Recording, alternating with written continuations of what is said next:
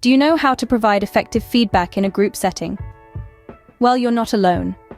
Feedback is an essential part of growth, especially in a group dynamic. Whether you're a part of a creative team, a work group, or even a study circle, sharing and receiving feedback can help everyone improve. This exercise is designed for groups who've had the chance to interact for a few days, ideally 3 or 4. It's when you've gotten to know each other a bit, seen how each member contributes, and have a sense of their strengths and areas for growth. The feedback process is simple and revolves around 2 key questions.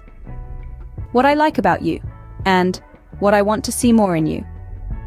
These questions prompt positive, constructive feedback, focusing on the good and encouraging more of it. Remember, this is a positive feedback exercise. Take your time and think about each person's contributions.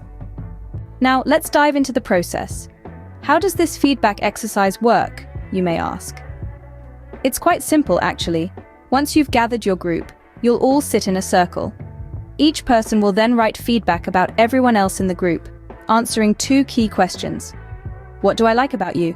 And what do I want to see more of in you?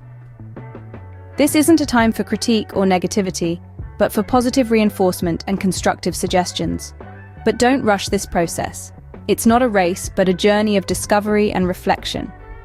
Take the time to really think about each person's work, their interactions, their strengths. If you're working with a group of 10 to 15 people, you might want to set aside about 3 hours for this exercise. Now, let's talk breaks.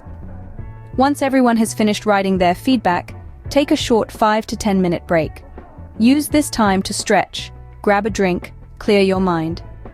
When you reconvene, you'll begin the next part of the exercise, sharing your feedback. One by one, each person will stand up, turn towards the person they're giving feedback to, and say their name. They'll then repeat the 2 questions and share their responses. Remember, this isn't a debate or a discussion, but a time for listening and absorbing. The person receiving the feedback should not argue or respond, but simply say thank you when the feedback has been given.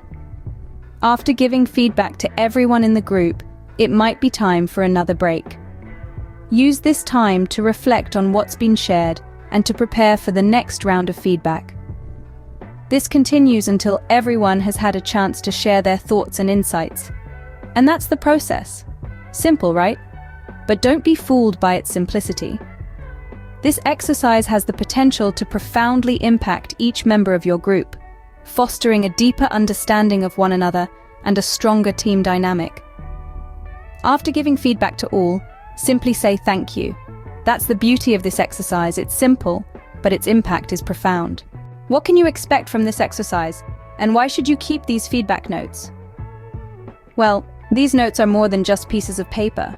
They are a mirror reflecting your strengths, a compass guiding you towards areas for improvement, and a token of camaraderie.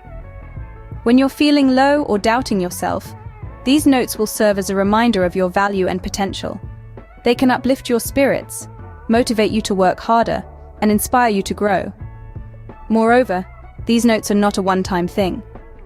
If you're part of a long-term project stretching over a couple of months, I encourage you to repeat this exercise towards the end. You'll be amazed at the progress each one of you will have made, and the feedback will be even more insightful. So give this exercise a try.